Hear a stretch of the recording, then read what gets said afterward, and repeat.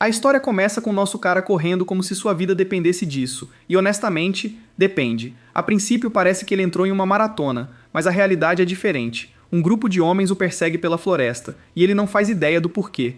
Ele até tem um rosto decente, mas não tem o corpo atlético que você espera de um protagonista. O que piora a situação é que ele é um segundo tenente. Você pensaria que alguém com esse posto teria um corpo em forma, certo? Em vez disso, ele está lutando para respirar, se arrastando como se seu corpo fosse desistir a qualquer momento. E para piorar, ele tem uma doença cardíaca. Quando chega na borda da floresta, seu corpo finalmente desiste. Ele começa a tossir sangue, sua visão fica turva, e então uma convulsão o atinge só de correr. Ele se vira com os olhos cansados e vê seus perseguidores se aproximando, liderados pelo tenente Indong. À beira da morte, ele reúne forças para fazer a pergunta que o atormenta: por que estão fazendo isso com ele? Em vez de responder como um ser humano normal, aquele bastardo o zomba, chamando-o de rejeitado, dizendo que ele deveria ter morrido há muito tempo. Segundo ele, nosso cara sobreviveu 29 anos só para irritá-la. Essa ela é Hono Mitsui, sua madrasta. E sim, ela claramente não gosta dele. Antes que ele possa processar isso, o tenente de 4 olhos saca sua espada e ataca. Não é nem um ataque complicado. Algo que ele poderia desviar se tivesse um pouco de força, mas nosso cara patético só fica parado e recebe a lâmina direto no coração. Ele desaba instantaneamente, e assim, o tenente Indong completa seu trabalho.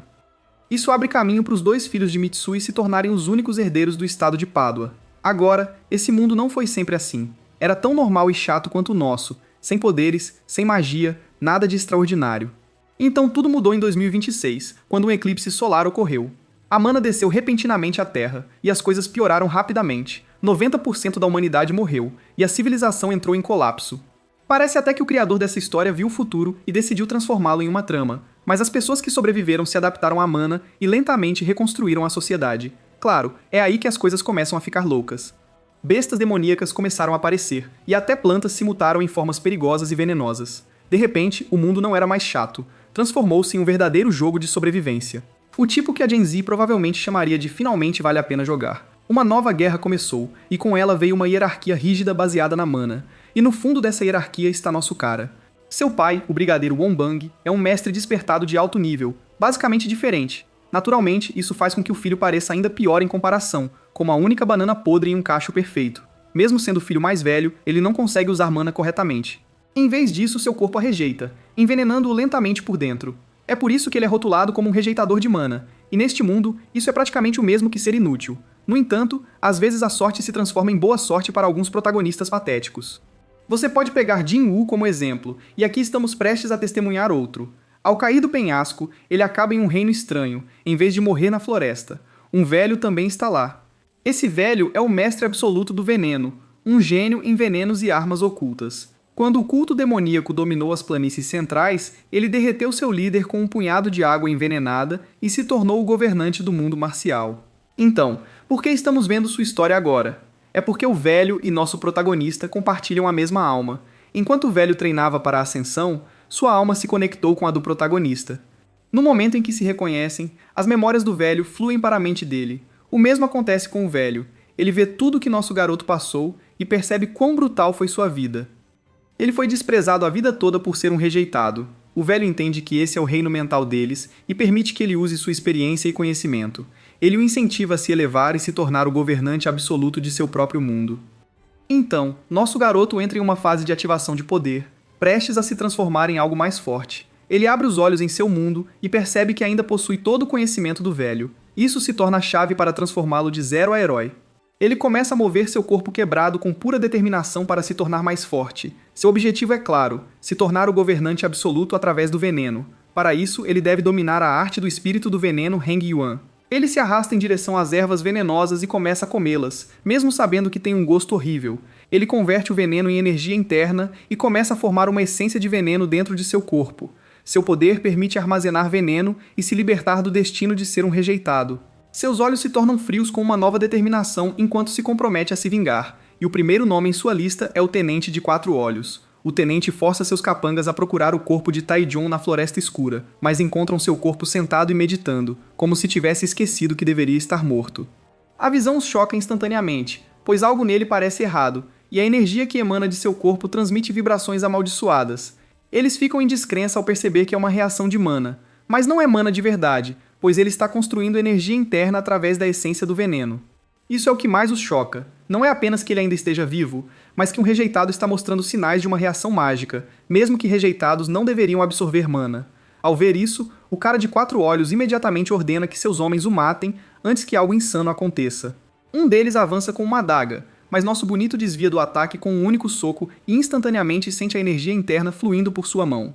Esse movimento lhe diz tudo o que precisa saber. Ele realmente voltou e, antes de mais nada, planeja se vingar desses palhaços.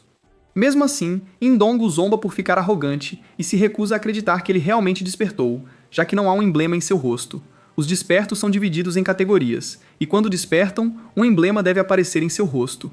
Enquanto isso, Indong de 4 olhos é apenas um iniciante, então ele é realmente especial. É por isso que nosso garoto tem a audácia de olhar nos olhos dele e perguntar suas últimas palavras. Então, ele puxa moedas para as mãos e carrega seu corpo. Andong fica ainda mais irritado com a atitude, então todos os seus homens avançam juntos para garantir que o matem de verdade desta vez. Estranhamente, nosso garoto se sente completamente calmo, mesmo sendo sua primeira batalha real. Deve ser porque as memórias daquele velho enferrujado ainda estão dentro dele, carregando a experiência de milhões de anos. Sem perder tempo, ele dispara várias moedas contra eles. Os tiros atravessam suas cabeças, fazem buracos limpos em seus crânios e saem do outro lado, como se fosse a coisa mais fácil do mundo. Mas ele ainda não terminou. Usando passos de miragem, ele dança ao redor do cara de 4 olhos, fecha a distância em um instante e dá um soco carregado em seu estômago, lançando-o como uma bola de vôlei. Um homem ainda está de pé, e esse idiota ainda tem esperança. Ele aponta uma arma, mas se move devagar, e nosso herói o derruba em menos de um segundo. Depois, ele caminha calmamente até Indang, que ainda está lá, em negação total, sem entender como um rejeitado poderia usar habilidades. Pela primeira vez em séculos, nosso cara está sobre alguém com pura confiança e pergunta como é estar do lado de quem recebe. O cara patético desaba instantaneamente, em lágrimas, implorando pela vida, como se toda a confiança tivesse sido apagada em tempo real. Ele até tenta se salvar gritando que é apoiado pela Lady Mitsui, achando que só o nome vai assustá-lo. Nosso cara não se impressiona, nem um pouco. Ele o agarra pelo pescoço e aperta sem hesitar, acabando com isso e deixando seu corpo como isca fresca para os lobos selvagens. Enquanto fica ali, completamente impassível, diz calmamente que não pretende mais ficar parado e aceitar nada. Nesse momento, ele parece descontrolado, perigoso, e sim, muito legal para alguém que acabou de acordar de estar morto. Sua cidade natal, Peju, faz parte do Império Samhan, uma nação formada após o cataclismo de Mana, unindo os antigos territórios da Coreia, China e Japão. Na capital, um homem relata tudo ao pai de Taiju, explicando que Taiju foi dispensado após uma tentativa de assassinato durante uma missão de reconhecimento nos penhascos. Ele explica como Indong e seu grupo atacaram lá, mas de alguma forma Taiju sobreviveu e desapareceu após ser dispensado. Enquanto isso, Indong e seu grupo supostamente foram mortos e devorados por monstros enquanto tentavam escapar. A investigação revela algo ainda pior. O ataque não foi aleatório, foi solicitado por oficiais de ascendência japonesa. No momento em que ele ouve isso, a expressão de seu pai muda. Ele imediatamente entende quem está por trás disso, Mitsui. Ela é filha de uma influente família japonesa dentro do Império Samhan e também mãe dos meio-irmãos de Taiju. Ela sempre quis que ele desaparecesse para que seus próprios filhos pudessem herdar tudo. Mas dessa vez, ela perdeu a paciência e foi tão longe a ponto de pedir ajuda à sua família no reino de Kyushu para que o assassinado. Mesmo sabendo de tudo isso, o pai de Taiju não é um santo. Em vez de reagir com raiva, ele pensa friamente que Taiju ia morrer de qualquer jeito, então ela poderia ter esperado um pouco mais. Ele entende que a situação é séria, mas Paju está em uma posição frágil e ainda depende muito do apoio da família de sua esposa. Por causa disso, ele decide lidar com a situação discretamente. Para ele, Mitsui pode ter ultrapassado os limites, mas seus filhos ainda são os futuros herdeiros desta terra. Então, em sua mente, é melhor ignorar tudo do que criar problemas por alguém que ele já considera um homem à beira da morte. De uma forma distorcida, ele se convence de que nunca verá seu filho novamente. Ele nem planeja procurá-lo, achando melhor deixar Taiju viver o tempo que lhe resta em liberdade antes de eventualmente morrer. Nosso garoto agora está em sua jornada para se tornar o homem mais forte do mundo. Ele chega à borda de um vale e, a partir daí, finalmente tem sua primeira visão completa da cidade de Guri, e a vista o atrai instantaneamente. O lugar todo parece irreal, quase como algo saído de um cartão postal de fantasia. É a primeira vez que ele vê algo assim. E sim, é diferente. Nesse momento, um velho com a barba igual a do Johnny Depp se aproxima dele e rapidamente percebe que esta é a primeira vez de Taiju vendo a cidade. E assim como todo professor de geografia que não lê a sala, ele imediatamente começa a falar. Ele explica que 300 anos atrás, Guri não passava de uma pequena cidade na República da Coreia, mas tudo mudou após ser anexada ao Império Samhain. O lugar era constantemente invadido por bestas demoníacas, então o Império o transformou em uma base e declarou uma cidade livre. A partir daí, introduziram todos os tipos de benefícios, incluindo isenções fiscais sobre subprodutos de bestas demoníacas e até permissão para certas atividades ilegais. Assim, Guri lentamente se transformou em um enorme centro, agora produzindo mais de 20% dos subprodutos de bestas demoníacas do Império. Em outras palavras, este lugar gera dinheiro, se você souber o que está fazendo. As pessoas podem ganhar quantias insanas aqui e se tornar milionárias, basicamente indo de zero a alguém como MrBeast ou Bill Gates se as coisas derem certo. O potencial é louco. Infelizmente, nosso cara não é exatamente o tipo para palestras. Então, a maior parte da informação passa batido, provando que ele é um protagonista baca com um poder insano que pode mostrar no futuro. Mesmo assim, ele agradece educadamente o velho, achando que ele só quer ajudar. Um tempo atrás, depois de deixar sua cidade natal, Taiju procurou um lugar onde pudesse ficar mais forte sem ser rastreado. Foi então que ele encontrou Guri. O Império mal mantém controle aqui, o que faz desse lugar o ideal para se esconder. Além disso, a região está cheia de bestas venenosas e ervas tóxicas, tornando-se um campo de treinamento ideal para alguém como ele. De certa forma, ele até reconhece que essa oportunidade existe por causa de sua madrasta, já que ela o levou ao limite da morte, o que o fez encontrar a alma de outro mundo. Esse momento mudou tudo. Por enquanto, ele planeja trabalhar como carregador enquanto treina em segredo e constrói sua força passo a passo. Não é nada chamativo, mas cumpre o que precisa. No momento, ele já faz parte de um grupo trabalhando como carregador. O mesmo velho aponta uma garota chamada Hanu, explicando que ela é uma espadachim e uma despertadora profissional. Segundo ele, ela é provavelmente a mais forte do time. E sim, ela é facilmente a mais bonita entre todos os caras fedidos ao redor. Mas nosso cara não tem bom gosto e nem está focado nisso. Em vez disso, ele percebe algo estranho nela. Hanu parece instável, e isso é a única coisa que realmente chama sua atenção.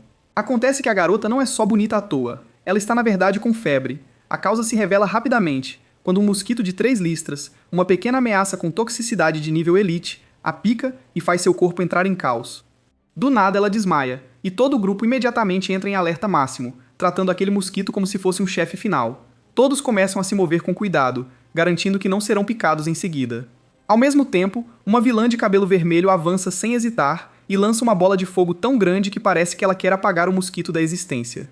Enquanto isso, nosso garoto só fica lá confuso, se perguntando por que todos estão exagerando com o que parece ser um inseto qualquer. O Boaman rapidamente explica que não se trata de um mosquito comum. Se ele pica alguém, a mana da pessoa desaparece temporariamente, e grupos inteiros já foram eliminados por causa de um único. Então, sim, quem fica calmo nessa situação é um gênio ou completamente pirado, e nosso cara está bem mais inclinado para a segunda opção. Nesse momento, memórias do velho Gunox surgem em sua mente, e ele se lembra de um veneno que combina perfeitamente com os sintomas que está vendo. Para confirmar usando sua arte de espírito do veneno, ele aproveita a oportunidade e coloca a mão em seu abdômen. Quem não aproveitaria essa chance com uma gata? Enquanto verifica o fluxo de energia dentro do corpo dela, ele de repente para por um segundo. Seja pela situação ou borboletas no estômago, algo definitivamente parece errado. Enquanto isso, um dos membros do grupo começa a tremer porque o ambiente venenoso está afetando ele. Ele pede ao líder para recuar antes que as coisas piorem. Nesse momento, eles ouvem um barulho nos arbustos, e todos imediatamente se preparam para um ataque. Mas em vez de um monstro, um coelhinho pequeno pula, assustando um grupo de lutadores crescidos como se tivessem visto um fantasma. Eles relaxam um pouco e decidem recuar. Infelizmente, essa decisão vem um pouco tarde demais. Do nada, ogros aparecem e balançam suas armas sem aviso, derrubando instantaneamente vários membros antes que eles percebam o que está acontecendo. A situação vai de calma a causa em um segundo. A vilã de cabelo vermelho reage imediatamente e avança, dizendo a todos para recuarem enquanto ela segura os ogros. Ela claramente sabe que é a única que pode ganhar tempo. Enquanto isso, nosso cara ainda está segurando a garota inconsciente, conversando casualmente com o velho e dizendo para ele se mover. Ele afirma que ficará para ajudar a garota de cabelo vermelho, embora seu raciocínio seja um pouco suspeito. Antes disso, ele levanta a garota inconsciente e a coloca nos ombros do velho, garantindo que possam escapar. Ao começarem a se mover, ele nota algo estranho. Os ogros não estão agindo aleatoriamente. Eles estão se movendo em formação, como se estivessem sendo controlados ou seguindo ordens. A lutadora de cabelo vermelho se entrega, mostrando habilidades no nível de Mirielena Vermilion, lançando uma lança de fogo que derruba vários ogros de uma vez. Mas mesmo com esse poder, um deles consegue passar e vai direto em direção aos carregadores. Ela reage instantaneamente e cria uma enorme parede de fogo para bloquear seu caminho, confiante de que o deteve. Por um momento, parece que ela conseguiu, mas então, do nada, outro ogro aparece atrás dela. Ela nem percebe e, nessa posição, não tem como se defender do que vem a seguir. Em vez de mostrar como nosso garoto entra em ação e exibe seu poder, a cena muda repentinamente para o velho Ganok. Acontece que ele realmente ascendeu ao reino imortal, o lugar que todo avô das artes marciais sonha, tudo graças à experiência de compartilhamento de almas que teve com o nosso garoto. Após adquirir conhecimento da Terra, ele finalmente entende o caminho para a imortalidade, e chega lá. Mas agora que ele está vivendo esse sonho, ele se arrepende um pouco, porque o chamado reino imortal está cheio de velhos agindo como crianças, brigando sem motivo e quebrando as cabeças uns dos outros como se fosse um parquinho, sem disciplina, sem ética, apenas puro caos com vida ilimitada. Mesmo assim, ele decide relaxar e tentar ver o lado bom. Enquanto descansa, seus pensamentos vão para Taiju. Eles compartilham a mesma alma, mas suas vidas os moldam de maneiras diferentes. Gamak se tornou um mestre em artes marciais, enquanto Taiju cresceu enfrentando apenas crueldade. Ainda assim, ele espera que Taiju fique mais forte rapidamente e alcance a 7ª estrela da arte do espírito veneno primordial sem forma. Esse é o nível necessário para superar o mestre armazenado nas memórias de Taiju.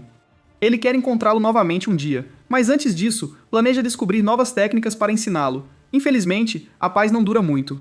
Do nada, outro velho lança um ataque direto em sua cabeça, zombando dele por menosprezar a esgrima. O mesmo Gunak que estava julgando os outros um segundo atrás imediatamente se irrita e pula para o caos como os demais. Então sim, até ele não consegue escapar do déficit de neurônios daquele reino. Agora, de volta ao mundo real. Justo quando o ogro está prestes a derrubar a vilã de cabelo vermelho, nosso garoto de repente corre e a empurra para o lado com o braço, tirando-a do perigo no último segundo. Sem perder tempo, ele usa sua técnica de arma e dispara várias moedas. Cada tiro acerta em cheio, atravessando os ogros e derrubando-os com um único golpe. A luta termina quase instantaneamente, e até ele fica um pouco surpreso com a força que adquiriu. No fundo, ele sabe que tudo isso vem da alma antiga dentro dele. Mesmo assim, ele não planeja se exibir. Manter um perfil baixo é mais importante agora, então ele mantém a compostura e evita chamar muita atenção. Obviamente, parece extremamente suspeito que um carregador sem brasão tenha eliminado todos aqueles monstros como se nada fosse. Então, em vez de ficar parado como um herói, nosso garoto imediatamente muda de marcha e começa a pegar todas as moedas que lançou. É honestly insano, porque ele está sentado em pilhas de dinheiro, mas ainda não consegue comprar uma arma decente, então está usando trocados como munição letal.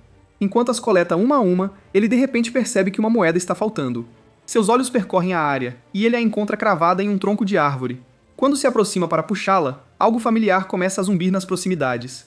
O mesmo mosquito de 3 listras aparece novamente, pairando casualmente como se fosse o dono do lugar.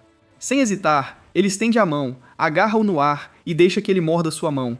É o mesmo mosquito que picou a garota ardente mais cedo. Agora ele finalmente pode observar seu veneno diretamente. À medida que o veneno se espalha, ele sente sua energia interna se dispersar, quebrando o fluxo em seu corpo. Aí ele percebe. Esse efeito é idêntico ao veneno de dispersão de energia do mundo marcial. A diferença é que neste mundo não há antídoto conhecido, o que seria um problema para uma pessoa normal. Para ele, é uma oportunidade de negócio. Usando o conhecimento do velho, ele começa a pensar em recriar um antídoto com ervas deste mundo.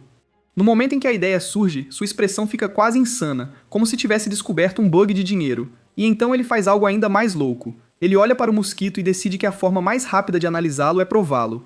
Sem hesitar, sem pensar 2 vezes, ele simplesmente o joga na boca e engole. Para sua surpresa, funciona. Só pelo gosto e pela reação, ele confirma que os componentes são exatamente o que esperava. Isso significa que criar um antídoto é completamente possível. No momento em que percebe isso, ele já consegue sentir o cheiro de dinheiro no ar. Isso não é mais apenas sobrevivência, é um caminho direto para ficar rico. Mas antes que ele possa aproveitar esse pensamento, a realidade volta a intervir. Uma presença pesada começa a se aproximar, e o chão em si parece diferente. Quando ele olha para frente, ele vê. O chefe dos ogros chegou. E assim, o verdadeiro jogo começa. O chefe da besta de repente fala em linguagem humana e ameaça matá-lo, o que o pega de surpresa. Nosso cara percebe que este não é um monstro normal. É uma besta mágica despertada conhecida como Elite, algo que ele só tinha ouvido falar antes. Ao mesmo tempo, as coisas começam a não fazer sentido. Aqueles mosquitos não deveriam existir aqui. Os ogros já estavam fora de lugar, e agora uma Elite apareceu, fazendo-o questionar o que realmente está acontecendo nesta montanha. A Elite não espera e balança sua arma, lançando um golpe amplo que rasga a área. Taiju mal consegue pular a tempo, porque se ele estivesse 1 segundo atrasado, teria sido cortado ao meio, encontrando um fim como Satoru Gojo. Agora ele entende claramente que esse inimigo é muito mais forte do que qualquer coisa que enfrentou antes. Mesmo assim, ele tenta a sorte e joga várias moedas usando seu único flash. Mas a Elite tem um escudo elétrico envolvendo seu corpo. As moedas são instantaneamente destruídas, transformando seu dinheiro suado em nada. Earl precisa urgentemente de uma arma, caso contrário, ele vai reduzir a 0. Mas ele não parece se preocupar com essa economia. Caso contrário, ele está apenas queimando recursos sem ganho, embora ainda não pareça muito preocupado com isso. A Elite solta um rosnado, trazendo-o de volta à realidade. Ele percebe que estava hesitando, e isso o irrita. Se o velho dentro dele visse isso, seria apenas vergonha.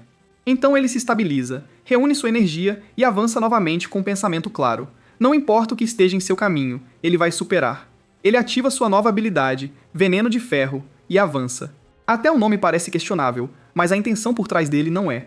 A Elite balança seu machado, e Taoju o encontra de frente com um soco. O impacto envia um choque pelos arredores, e o estrondo de seu confronto ecoa pela área. Após a troca, ambos permanecem de pé. O corpo massivo do Elite não mostra nenhum dano, enquanto Taiju observa, pensando em acabar com a luta de uma vez. Antes que algo mais aconteça, alguém aparece de repente. Um homem bonito, com o mesmo cabelo que Aizen, entra em cena e corta o Elite em um instante, despedaçando-o como Levi Ackerman fez com o Titã Besta. O Elite se desintegra, como se nunca tivesse chance. Alguém de nível mestre acaba de chegar, e agora ele precisa pensar em como explicar tudo.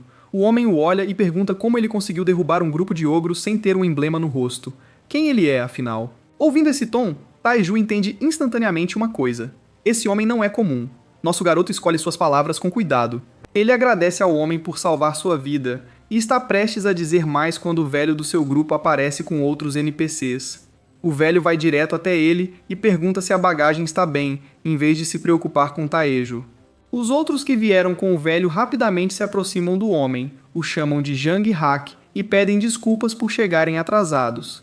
Então, o velho explica que Guria é uma cidade livre, gerida por um comitê autônomo. Além disso, ele é o chefe da guilda Nagodan, responsável pela segurança, e um despertador de nível mestre.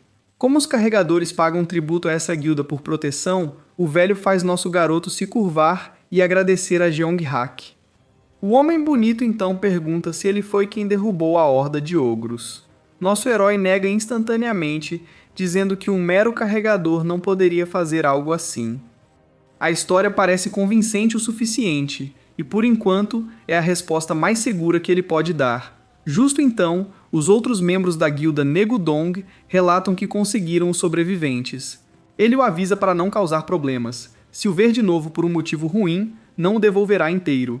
Assim que Jeong Hak e seus homens partem, o velho avisa Taiju a não se meter com ele novamente. Segundo ele, Jeong Hak pode ser chamado de capitão de segurança, mas aceita subornos de pessoas ruins e convenientemente finge não ver. O velho diz que ele só participa das patrulhas para se exibir e manter sua reputação. Ele explica que estava com pressa e acabou encontrando Jung Hak, então o trouxe junto. Caso contrário, teria chamado outra pessoa. Bem, isso é só o começo. Com isso resolvido, eles se preparam para embalar a preciosa bagagem e sair antes que outro tipo de problema chegue, especialmente monstros ou mestres. Como um sundae aleatório, nosso bonito começa a desmoronar um pouco. Essa realização atinge mais forte do que qualquer outra coisa. Ele começa a questionar o que tem feito todo esse tempo. Logo, chega a uma conclusão clara. Ele estava apenas arrogante após escapar do destino de um rejeitado, agindo como se fosse intocável por ter conseguido vencer um despertador uma vez. Pensando nisso agora, ele se sente envergonhado, especialmente em relação ao velho dentro dele. Então, ele faz um voto silencioso. As coisas vão mudar e ele vai ficar mais forte de verdade. De certa forma, esse momento era necessário. Isso corta sua arrogância e o traz de volta à realidade, forçando-o a ficar com os pés no chão. Guri tem uma infraestrutura sólida, mas hospitais adequados são quase inexistentes. O nível de perigo é alto, então médicos de verdade evitam o lugar, deixando apenas charlatães que já fugiram de problemas em outros lugares. É exatamente por isso que nosso garoto vem aqui. Ele planeja vender um antídoto para o mosquito mutante de 3 faixas. Ele passa dias trabalhando para ganhar dinheiro, coleta ingredientes no seu tempo livre e treina artes marciais à noite. Criar um antídoto exige alcançar o 3º estágio da arte do espírito do veneno, e graças a esse processo ele consegue chegar lá. Agora ele se sente confiante de que não será facilmente derrotado onde quer que vá. Ele entra em uma farmácia e anuncia que tem algo para vender. Um velho se aproxima, se apresenta como Baek Honpyo e diz para ele falar. Yarman explica que veio vender um remédio que ele mesmo formulou. Mas Rompio já parece cansado de ouvir reclamações semelhantes de vendedores aleatórios, então não demonstra interesse e diz para ele tentar a sorte no mercado de trabalho. Enquanto o velho continua falando, nosso herói solta calmamente que é um antídoto para o mosquito de 3 faixas. Essa única frase faz Rompio se virar instantaneamente. O homem do braço de linha então tira uma garrafa e explica que é tomada por via oral e também pode ser usada como medida preventiva. Ele acrescenta que seu efeito dura até 10 horas. Ao ouvir isso, Huang Pio perde a paciência e chama de besteira, dizendo que se Taiju quer aplicar um golpe, pelo menos deveria torná-lo crível. Mesmo assim, Taiju permanece calmo. Ele coloca 2 garrafas do antídoto na mesa e deixa seu número de contato. Ele diz para testarem e entrarem em contato se estiverem interessados. Eles têm até a meia-noite de hoje. Depois de dizer isso, ele se vira e sai, enquanto todos dentro da loja ficam atordoados.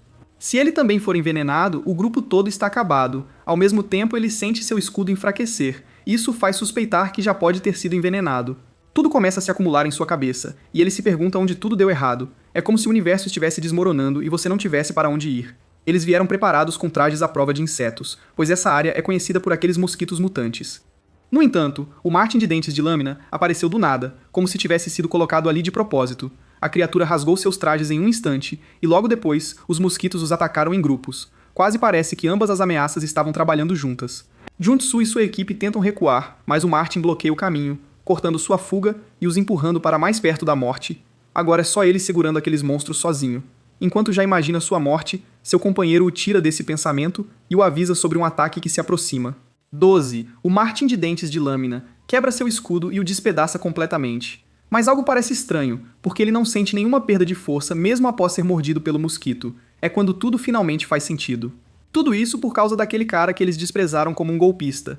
Ele se recompõe e avança, testando sua teoria. Em vez de desabar, seu corpo se mantém firme, e isso prova que o antídoto é real. Mais tarde naquela noite, ele entra na loja, vivo e respirando, e imediatamente pergunta ao velho o preço. Ele declara que quer comprar todas as garrafas disponíveis. Enquanto isso, nosso bonitão caminha pelo mercado guri, que está animado e transbordando de atividade. Tendo crescido confinado na prisão de Paju, esta é a primeira vez que ele experimenta um lugar tão grande e vibrante. Ele realmente se sente feliz por ter tirado um dia de folga. Para criar aqueles antídotos, ele teve que alcançar o domínio de veneno de 3 estrelas, o que exigiu controle preciso de sua energia interna para extrair componentes de ervas medicinais e tóxicas. Mas se esforçar até esse nível teve um custo. A pressão de usar a habilidade de purificação de veneno de 3 estrelas o deixou precisando de tempo para se estabilizar e se recuperar. Ao mesmo tempo, Baek Hong-pyo se aproxima dele e propõe um acordo para comprar todo o estoque. Ele explica que esse antídoto poderia mudar completamente a forma como os caçadores lidam com aqueles monstros. O cara Yui se mantém calmo e ouve enquanto cultiva a aura. Quando perguntado sobre o estoque total, ele revela que há cerca de 60 mil garrafas prontas e garante que a produção pode aumentar imediatamente, se necessário. Hong Piao então apresenta um contrato. Ele afirma que o antídoto será vendido a 50 mil won por garrafa, com um custo de 10 mil won, e também inclui uma cláusula onde Hong Kiao cuidará das aprovações e questões de patente. Taiju revisa os termos e rapidamente calcula que 60 mil garrafas totalizariam 3 milhões won. Ponkyo adiciona um imposto de 10%, reduzindo para cerca de 2 milhões e 700 milhões. Depois de analisar tudo, Tai e Taiju toma uma decisão e concorda em fornecer o antídoto exclusivamente por um ano, fixando o preço em 35 mil won por garrafa. Como ele ouve que o velho mantém um orfanato com os lucros da farmácia e é chamado de pai de todos os órfãos, Taiju decide ajudá-lo. Em troca, ele só pede um espaço onde possa fazer seu antídoto. O velho não consegue conter sua felicidade, que se espalha por todo o seu rostinho fofo.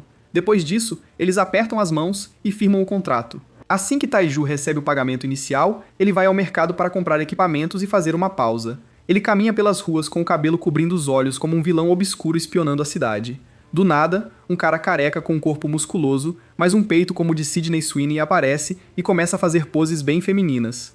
Taeju instantaneamente sente Yui só de olhar para ele, mas o cara o convida para conferir suas armas. Taeju tenta se afastar, mas esse sujeito usa seus músculos, já que o peito não estava funcionando, e o arrasta para sua loja de armas como se fosse um arco romântico forçado. No momento em que Taeju entra, ele fica completamente perplexo. A loja está cheia de armas de primeira, muito melhor do que esperava. Então, nunca julgue um livro pela capa. Depois de perceber que ele realmente entende do assunto, Taeju faz um pedido de 100 adagas de salgueiro voadoras. Balde examina o pedido e explica que vai precisar de Mana Steel para que as adagas causem dano adequado ao serem lançadas. Ele confirma que pode fazê-las, mas os materiais estão escassos, então vai levar um tempo. Taiju aceita e pergunta sobre o custo. Como Balde claramente está precisando, ele calcula tudo e diz que vai custar cerca de 250 milhões, mesmo depois de dar um bom desconto. Toju quase sua ao ouvir esse preço por apenas 100 facas, mas mantém a calma como um profissional e concorda em pagar o valor total adiantado.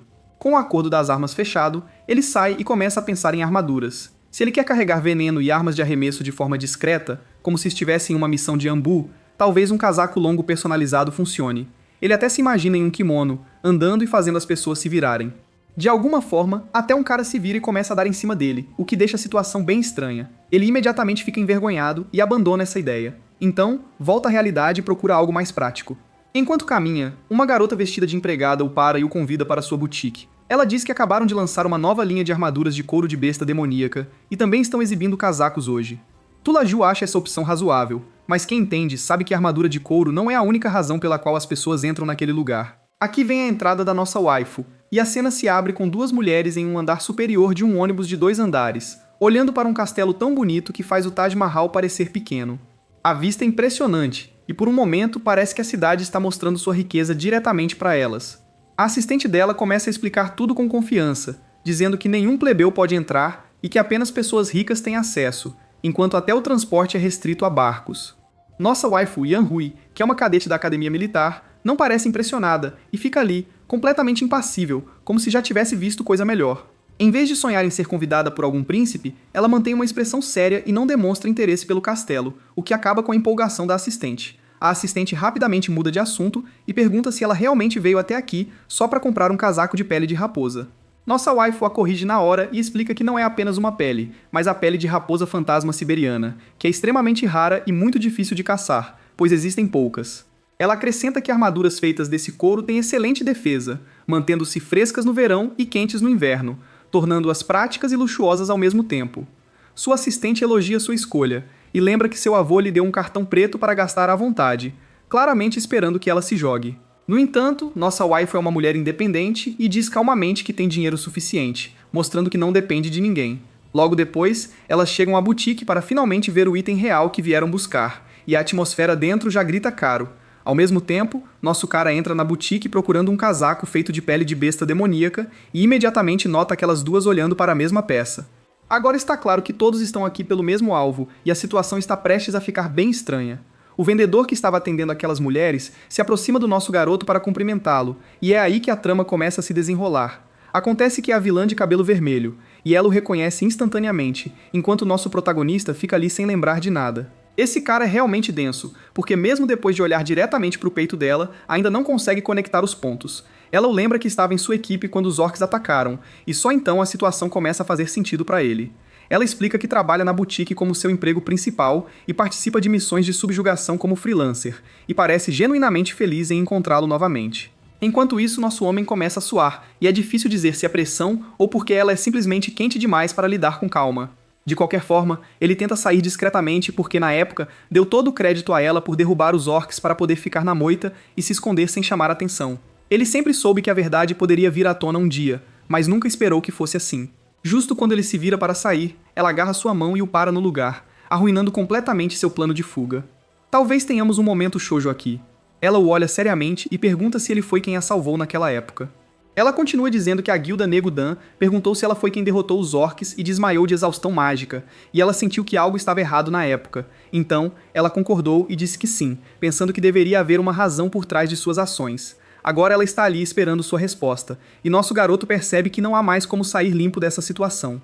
Ele rapidamente inventa uma mentira, dizendo como um mero carregador poderia derrotar os orcs, mas ela o interrompe antes que ele continue. Ela diz que não sabe por que ele a ajudou, mas graças a ele, conseguiu recuperar os corpos do líder e do namorado. Gente, ela já tem dono. O corpo dela treme tanto que mal consegue ficar em pé, mas ainda assim agradece de coração. E nosso Puck de repente não sabe como responder a algo tão pesado. É verdade que ele salvou pessoas, mas também sabe que tinha pensamentos gananciosos sobre testar suas técnicas. Depois de um momento, ela se recompõe lentamente e percebe que está deixando seu salvador constrangido. Nesse instante, a assistente entra, já irritada, perguntando por que ela ficou esperando tanto. A ruiva se vira, se curva educadamente e pede desculpas, dizendo que não pode vender o casaco que Yu e Rui escolheram. A assistente começa a reclamar dela por ter maltratado a mestre e se recusar a vender o casaco no último momento. A ruiva explica que o casaco estava disponível até um momento atrás e promete compensar a perda com seu próprio dinheiro. Vendo que a ruiva se meteu em uma situação difícil, nosso cara pergunta por que ela se recusou a vender o casaco. Em troca, ela pergunta se as pessoas costumam dizer que ele é desatento. Caras, é exatamente isso que estamos tentando dizer há séculos. Esse homem é denso e desatento, mas de alguma forma é a primeira vez que ele ouve isso. Duri, então ela finalmente se explica e diz que queria pagar sua dívida com aquele casaco de pele de raposa prateada. Nosso protagonista imediatamente recusa e diz que não pode aceitar, porque suas intenções não eram puras e ele só a salvou no meio de tudo.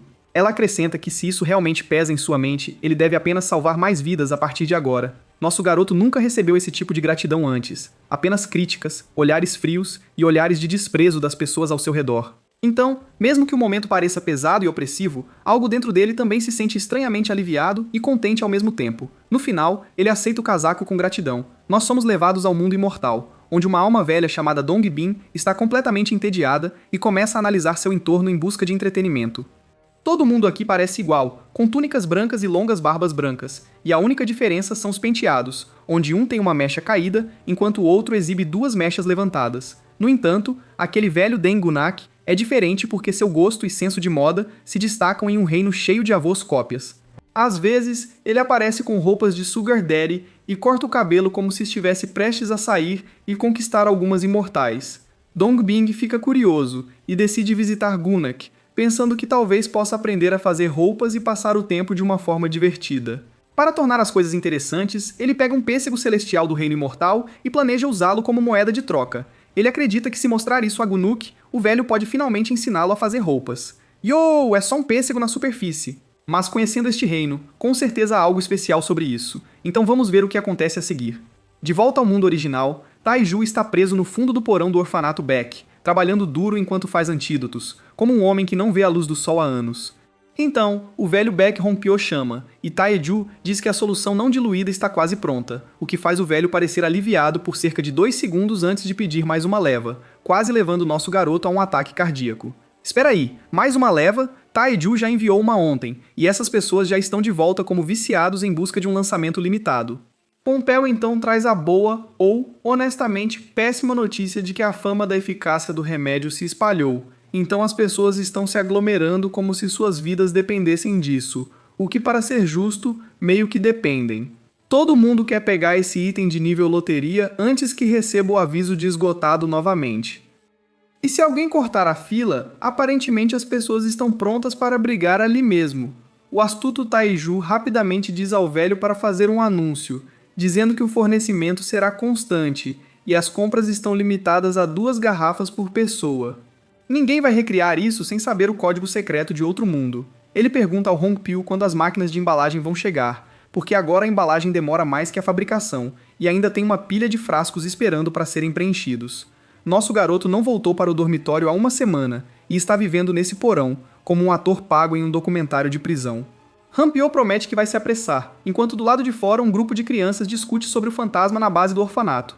Uma garotinha fofa está apavorada e jura que tem um fantasma escondido no quarto, enquanto um menino cheio de confiança adolescente diz que provavelmente é só um mendigo invadindo a base secreta, e declara que vai expulsá-lo.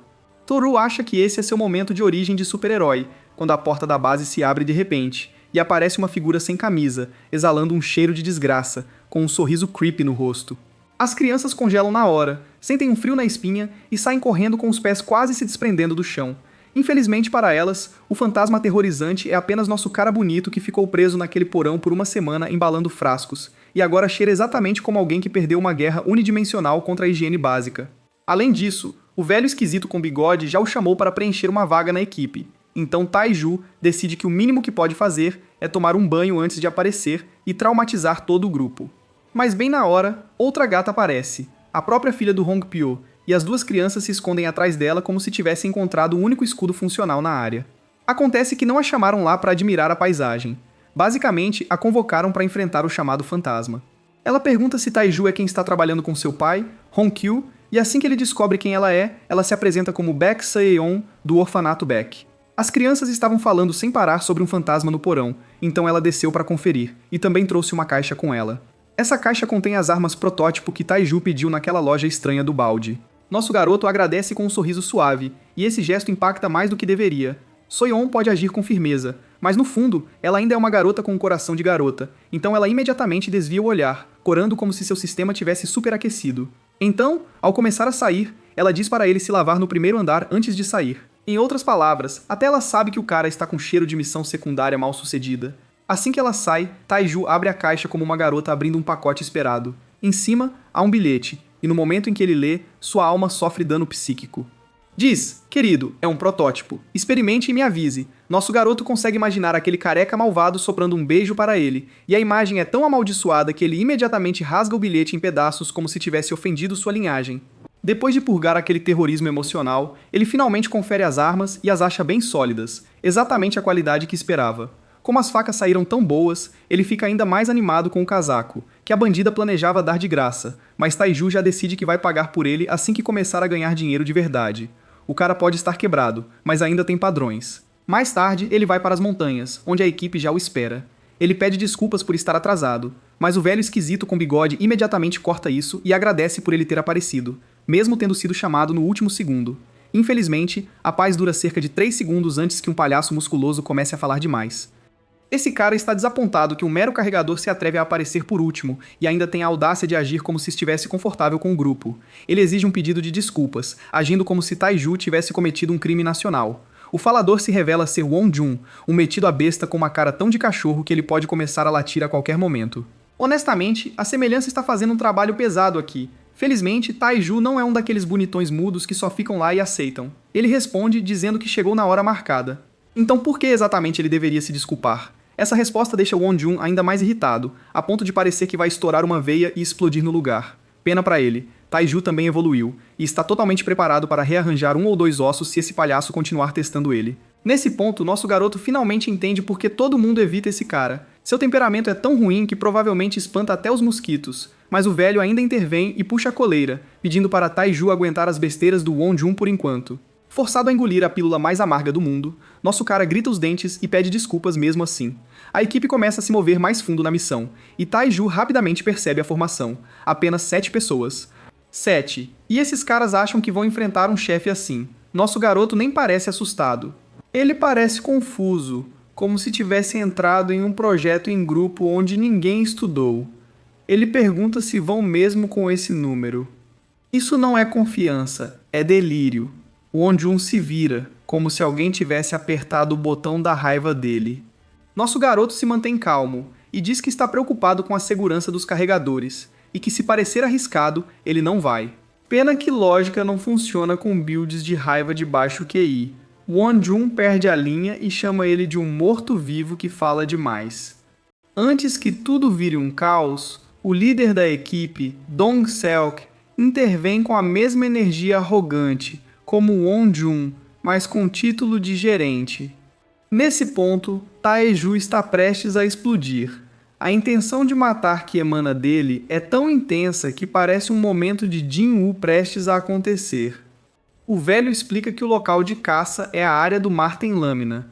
Naquela época, precisavam de um grupo completo por causa dos mosquitos venenosos. Mesmo assim, o velho admite que ainda está um pouco nervoso, mas como tem 2 lutadores iniciantes, deve ser administrável. Ele então entrega a Taiju um antídoto separado que comprou só para ele. Taiju aceita sorrindo e por um momento se sente diferente.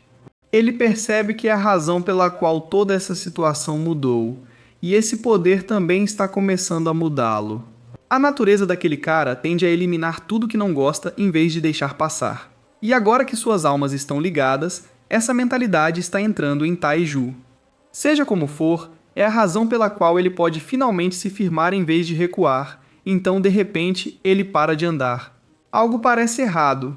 Há um tempo, ele sente algo profundo na floresta, e não é só perigo, é uma intenção de matar. E uma coisa é clara, essa aura não pertence a alguns Martinus Lâmina básicos. Esses palhaços estão super confiantes. Não, isso é algo completamente diferente. Neste ponto, é só uma questão de tempo até a realidade bater como um caminhão. E quando isso acontecer, esses palhaços arrogantes vão se dar mal.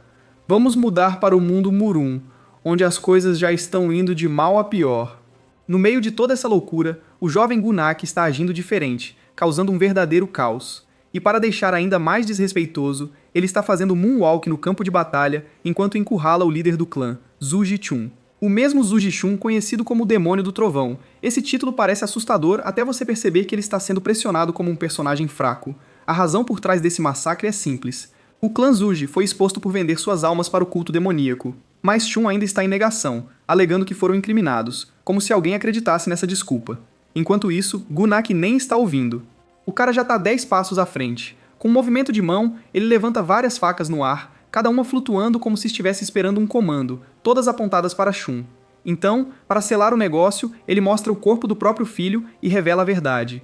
Ele pegou o garoto em flagrante, matando pessoas inocentes para criar gemas de sangue, então decidiu entregá-lo de volta ao pai pessoalmente. Isso não é justiça. Isso é dano emocional com entrega. Gunak deixa claro que não tem tolerância para quem se esconde atrás dos fracos só para se salvar. Esse tipo de comportamento o repugna pessoalmente, e no momento em que Chun percebe que seu segredo foi revelado, o Demônio do Trovão esquece como ser um demônio e começa a implorar. Cautela, ele implora por perdão e até oferece contar tudo sobre o demônio celestial, esperando que isso salve sua vida. Mas Gunak não é um vilão que escuta discursos e poupa pessoas por razões de enredo. Ele não negocia com lixo. Com a mesma expressão calma, ele lança todas as facas com toda a sua força, mandando-as direto em Chun e o eliminando na hora. Assim, o Demônio do Trovão vai direto para o inferno, com Gunek mencionando casualmente que o demônio celestial pode se juntar a ele em breve. De volta à Terra, Wonjun e seu grupo já terminaram de limpar vários Martens como se fosse um aquecimento. Wonjun tira um cristal de energia e começa a falar besteira, zombando de Taeju por questioná-los antes. Ele basicamente pergunta se nosso garoto já teve sua resposta, agindo como se tivesse carregado toda a missão. Taeju está fazendo de tudo para se manter calmo, porque desabar agora seria muito satisfatório para eles. A única razão pela qual eles conseguiram isso foi por causa do antídoto que sustentou toda a performance deles. Sem isso, eles teriam sido derrotados mais rápido que roupa barata. Em vez de explodir, ele reprime sua intenção de matar, principalmente porque não quer sujar suas novas lâminas com pessoas tão irrelevantes. 2 não despertos e 3 acumuladores de mana conseguiram derrubar um grupo de Martins. E sim, isso soa impressionante, até você lembrar que eles estão basicamente usando seu item de trapaça. Ainda assim, Taeju não está focado no que acabou de acontecer, ele está focado no que vem a seguir, porque no fundo, ele sabe uma coisa com certeza: se eles acham que essa foi a verdadeira ameaça, então estão prestes a ter uma rude surpresa. Taeju se inclina novamente para o velho e diz para ele ficar perto, porque o verdadeiro show está prestes a começar. E bem a tempo, um lobo de pelagem vermelha aparece. No momento em que Hongpyo o vê, sua alma quase sai do corpo, mas Taeju permanece calmo e lhe entrega a bolsa como se fosse fazer uma demonstração ao vivo. Taeju não está nem preocupado com a força bruta do lobo. O que o incomoda é como essas coisas se movem em pares, e assim que todos se concentram no primeiro lobo, o segundo aparece como um susto e pega um dos caras. O cara vira um lanche antes de alguém reagir, e um Jin balança a espada com aqueles braços magros, e o lobo desvia como se estivesse lendo um livro infantil. É aí que o pânico chega, e ele se vira para o capitão pedindo ordens. Infelizmente, o líder já foi, correndo com o rabo entre as pernas, deixando todo o grupo, incluindo sua própria garota, para se ferrarem. Vendo isso, Wonjun usa seu truque, joga o carregador como isca e corre. Mesma tática barata, mesma mentalidade lixo, e isso é o fim da linha. Taeju entra em cena, saca suas adagas e as lança com uma rapidez que parece ilegal. Uma lâmina corta tudo à sua frente, passando perto das orelhas de Wonjun e Dongseok, e depois bate em uma pedra atrás deles. Não foi um ataque, foi um aviso, com atitude. Ele começa a falar, calmo mas mortal, chamando um por abandonar a equipe que deveria liderar, e o outro por tentar alimentar os mais fracos aos monstros, só para sobreviver. Então ele solta aquela mesma frase fria, dizendo que odeia lixo que usa os mais fracos como escudos para se salvar. Nesse ponto, ele já não está mais escondendo. Ele está começando a soar como Gunak. O velho mal consegue respirar porque um dos lobos já está morto, e ninguém viu quando isso aconteceu. Enquanto isso, o segundo lobo rosna, tentando intimidar, mas Taeju corta isso na hora. Ele avisa que se o lobo der mais um passo, está acabado. Sem hesitação, sem segundas chances. O cara já tá de mau humor. Então ele se vira para a equipe e pergunta se é assim que sempre agem quando a situação aperta. Jogam os fracos de lado e torcem para que sobrevivam. Wonjeon, em vez de sentir um pouco de vergonha, reafirma que os fracos devem morrer pelos despertadores. Essa frase diz tudo sobre como esse cara foi criado. Que pena para ele. Taeju não é mais fraco. Então ele pula na montanha, criando distância entre eles, e decide inverter toda a situação. Ele diz para lidarem com o lobo sozinhos, só para sentirem como é estar indefesos uma vez. Nosso garoto está basicamente assistindo, pronto para ver a ação como se fosse um filme. Uma das garotas entra em pânico e implora para Taiju matar o lobo por elas, oferecendo qualquer pagamento, mas ele corta isso na hora. Outra adaga voa, sendo mais uma ameaça do que um ataque, enquanto ele lembra que é apenas um carregador e eles são os lutadores. Eles tinham toda aquela confiança antes. Agora é hora de provar ou se ferrar tentando. Won Jun não larga a atitude nem por um segundo. Ele avança, achando que vai acabar com o lobo e provar um ponto. Mas o lobo se move mais rápido do que seu ego consegue processar. Um golpe limpo e sua cabeça vai embora, rolando pelo chão como se tivesse desbloqueado um crossover com o trágico destaque de Yi-Rin. Aquela confiança durou exatamente um segundo. Dun Seok ainda está segurando a orelha, furioso e gritando ameaças para Taiju, prometendo que vai matá-lo por isso. Mas enquanto ele está ocupado falando, esquece que o verdadeiro inimigo está bem na sua frente. O lobo avança e assim sua cabeça também se separa do corpo. Sem discurso, sem drama, apenas eliminação instantânea. Agora, só restam duas garotas. Elas nunca mostraram hostilidade para com Taiju, mas também nunca intervieram ou disseram nada quando as coisas estavam erradas. O silêncio tem um preço. Taiju não interfere, e o lobo trata delas da mesma forma que tratou os outros, de forma limpa e implacável. Com todos os outros fora de cena, o lobo lentamente se vira para o velho de bigode, que está tremendo tanto que mal consegue ficar em pé. É quando Taiju finalmente avança novamente. Se o lobo tivesse ido embora depois de eliminar os outros, ele teria deixado viver, mas agora ele ficou confiante demais. Avançando, ele concentra poder na mão, uma força verde que parece prestes a rasgar o ar, e ataca o lobo. O impacto explode na área. A força é tão intensa que faz a besta parecer um monstro de 9 caudas caído, por um breve instante, antes de tudo ser destruído na explosão. O velho fica em choque. Ele nunca viu um emblema em Taiju, então achou que ele era apenas um candidato. Mas esse tipo de poder não pertence a um iniciante. Tudo faz sentido agora. Aquele ataque insano nos orcs mais cedo deve ter sido Taiju também, e o cara claramente mentiu para esconder sua força. Depois de liberar toda aquela raiva acumulada, Taiju se aproxima. O velho imediatamente se joga no chão, implorando por sua vida sem pensar duas vezes. Nosso garoto suspira e diz para ele relaxar, afirmando que não vai matá-lo, e pergunta casualmente se ele está machucado. O velho balança a cabeça tão rápido que quase parece doloroso. Então Taiju deixa uma coisa bem clara. Ele pede um favor, mas o tom deixa claro que não é opcional. O que ele viu aqui fica enterrado. O velho entende instantaneamente. Sem hesitação, ele valoriza sua vida demais para arriscar isso.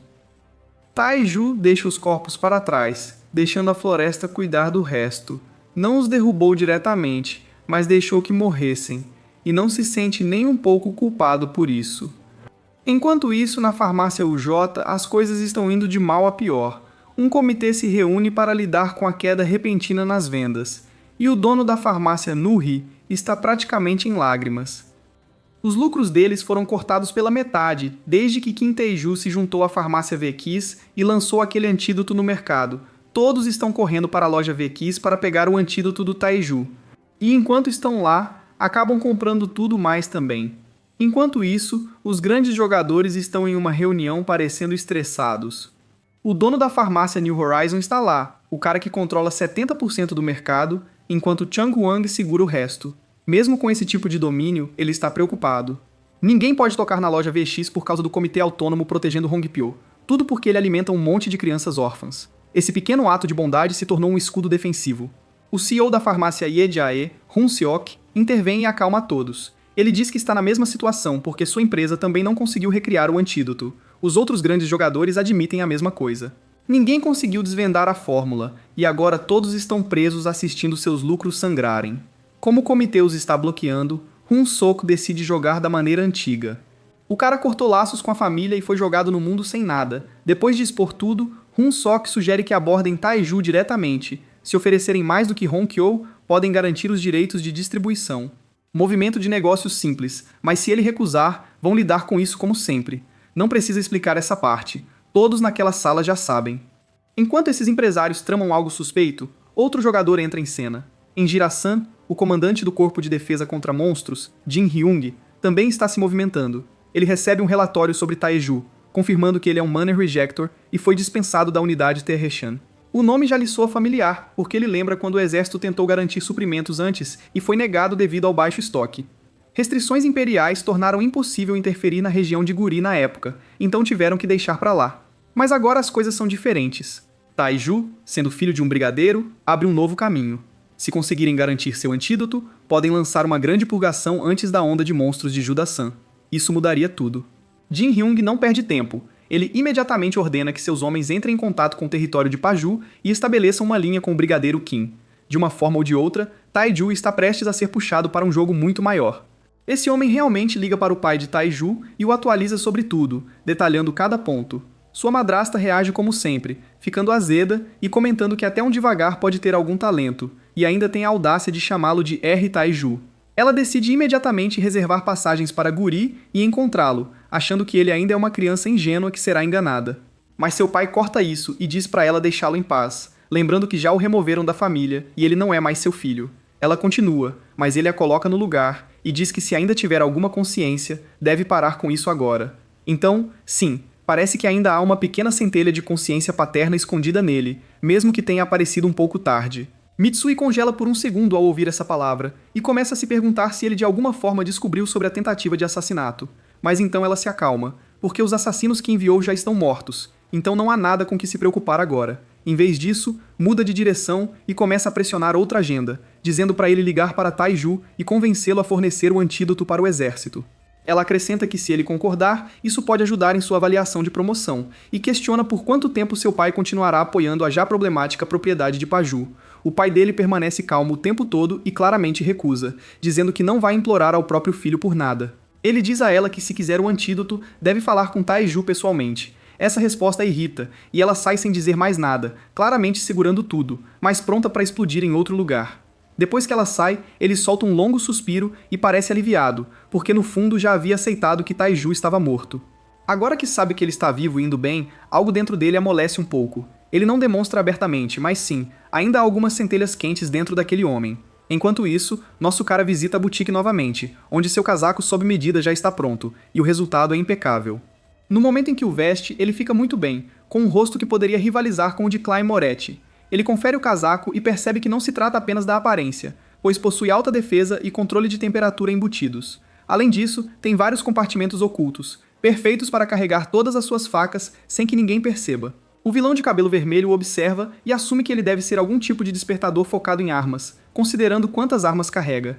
Nosso homem apenas dá um sorriso falso e concorda, porque explicar a verdade só criaria mais problemas. Quando se trata de pagamento, ele pergunta quanto deve, mas ela se recusa a aceitar qualquer coisa. No entanto, ele insiste que ela já lhe deu algo que estava reservado para outra pessoa, o que poderia ter causado problemas para ela. Mas ela o tranquiliza, dizendo que resolveu isso conversando com Yang Hu e enviando outro item em vez disso. Youngerpuk pausa por um momento, claramente não acostumada a esse tipo de tratamento, então aponta para outro item na loja e decide comprá-lo.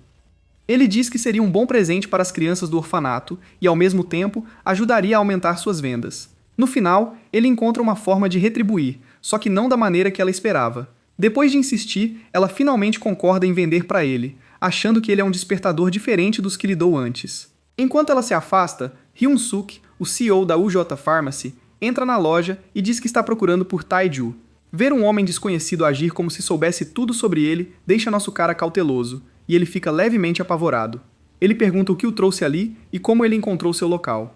O homem diz com arrogância que não há nada que sua associação não saiba, o que já é suficiente para deixar qualquer um com arrepios. Então, ele finalmente abre os olhos, lança um olhar ameaçador e, sem perder tempo, diz a Taiju para fornecer o antídoto contra mosquitos também. No entanto, nosso protagonista o interrompe imediatamente e recusa sem tentar amenizar a resposta. Hyun-sok continua pressionando e oferece um preço de fornecimento 3 vezes maior que o da farmácia do Beck, mas nosso homem ainda recusa e diz que não quer se tornar alguém não confiável. Han-sok então faz sua última oferta e diz que comprará a fórmula do antídoto por 5 milhões won, provavelmente pensando que dinheiro resolve tudo, mas nosso herói responde com uma cara azeda e diz que não está vendendo por trocados. Aquele homem feio finalmente perde a paciência e dá um último aviso, dizendo que ele não conseguirá viver em paz em Guri.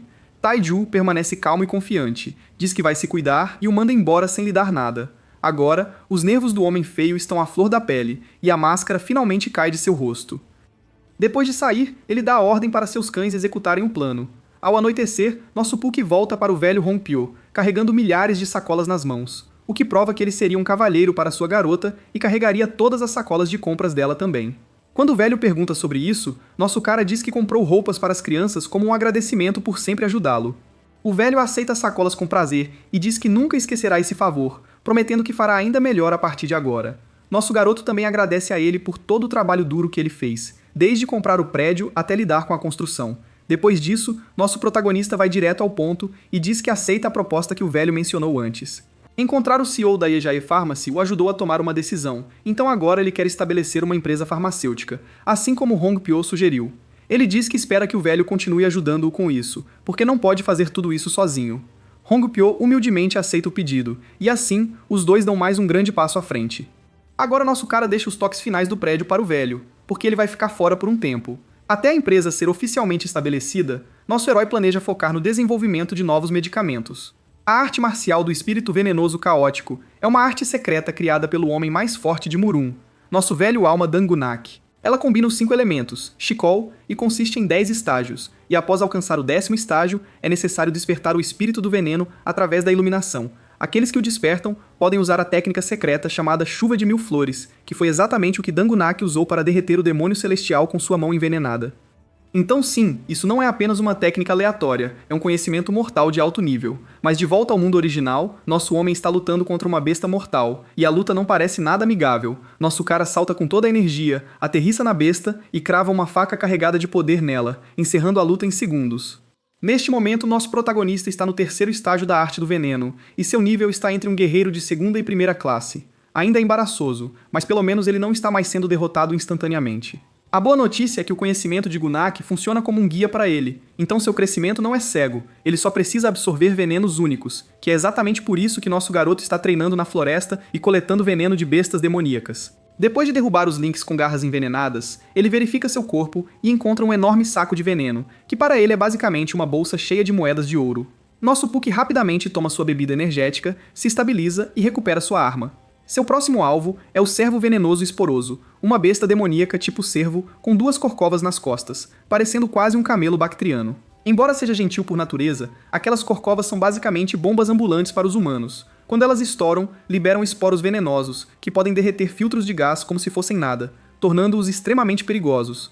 Mas visualmente, aqueles esporos caem no ar em um belo padrão roxo, quase parecendo flocos de neve. Yurohiro avança sem hesitar, porque para ele isso não é perigo, é comida. Ele não pode deixar um veneno tão valioso escapar. Ele reúne o Ti do veneno em um ponto, formando uma esfera comprimida, basicamente sua própria versão barata de Rasengan. Então ele absorve isso em seu corpo sem perder um segundo. Depois, usa a arte do espírito do veneno para converter em energia interna através da meditação. E mesmo que o processo não seja fácil, ele persevera. Como já entende os componentes, criar um antídoto para esse veneno será fácil para ele depois. Comparado a Murun, a Terra tem tipos de veneno mais diversos, o que lhe dá uma vantagem ainda maior. Ele deixa claro em sua mente que nunca mais será fraco. Com a enorme quantidade de energia do veneno do cervo, ele finalmente avança e atinge o 4º estágio. Esse salto por si só mostra como seu crescimento está acelerando. Agora é hora de voltar, mas algo parece estranho. Ele esteve longe da farmácia do Bike mais tempo do que esperava, e essa sensação desconfortável não vai embora. Ele retorna à farmácia e cumprimenta o velho Bike como se tivesse acabado de voltar para casa após uma longa viagem. Ao olhar para todas as caixas vazias, ele imediatamente entende que o negócio não apenas estava funcionando, mas correndo. O velho parece preocupado e diz que tentou ligar para ele, mas não conseguiu, o que claramente o deixou estressado. Nosso garoto diz casualmente que seu telefone estava desligado porque ele estava treinando e desenvolvendo antídotos. E sim, esse é exatamente o tipo de pessoa que desaparece sem avisar. Ele então olha ao redor e pergunta por que todos têm essas expressões de desânimo, como se tivessem saído de um filme de terror. É quando Phil Phil finalmente traz as más notícias e diz que os agentes de vendas farmacêuticas se recusaram a fornecer mais itens e até levaram de volta o que já tinham dado. Além disso, o Departamento de Licenciamento de Medicamentos do Comitê de Autonomia os contatou e pediu uma lista completa de ingredientes para investigação, devido a supostos efeitos colaterais do antídoto. Ao ouvir isso, nosso protagonista suspeita imediatamente do CEO de olhos fechados por trás de tudo isso. O velho não tem certeza, mas admite que esse é exatamente o tipo de movimento que o CEO Han Sok costuma fazer, e o pior é que ele também é membro do Comitê de Autonomia. Se eles se recusarem a enviar a lista de ingredientes, as coisas podem piorar e levar a uma proibição total de vendas. Nosso homem escuta em silêncio e percebe que isso é apenas o começo das jogadas sujas de Han-suk, o que, honestamente, era esperado de alguém como ele. Antes que as coisas piorem, nosso garoto decide que é melhor agir primeiro, em vez de esperar ser encurralado. Tai Rieni diz que se eles vão fazer ameaças, então essas ameaças devem parecer reais. Então ele diz ao velho que, já que eles afirmam que o antídoto tem efeitos colaterais, deveriam simplesmente parar de vendê-lo e fechar a loja por enquanto. Sim, ele definitivamente tem algo em mente. De um lado, o universo está conspirando contra nosso garoto, e do outro, ele está ocupado celebrando o novo antídoto que fez com a carne do cervo esporo. No momento em que dá a primeira mordida, uma felicidade pura atinge sua alma. Porque essa carne é famosa por ser a melhor iguaria do Império. Como o veneno não pode ser removido, qualquer carcaça de cervo encontrada por acaso é sempre levada pelo Imperador. Ninguém mais tem chance. É por isso que Taiju acha sua própria decisão hilária. De todos os remédios que poderia ter feito, ele acabou escolhendo a única coisa que também serve como um loot gourmet real. No começo, seu plano era simples. Ele só queria reduzir as vítimas civis do veneno do cervo durante a onda de bestas demoníacas. Mas no momento em que prova o resultado, sua mentalidade começa a mudar. Isso não é mais apenas medicina. Isso é o tipo de coisa que as pessoas ficariam viciadas instantaneamente. Olhando para os rostos felizes de todos, ele começa a elaborar outra ideia. Talvez essa seja a chance perfeita para começar um negócio de carne de cervo também. E se ele conseguir fornecer ao Imperador, que é completamente obcecado por isso, então ele também pode ter a chance de observar a esgrima de nível Grandmaster do Imperador. O cara já está montando um plano de negócios e um arco de treinamento ao mesmo tempo.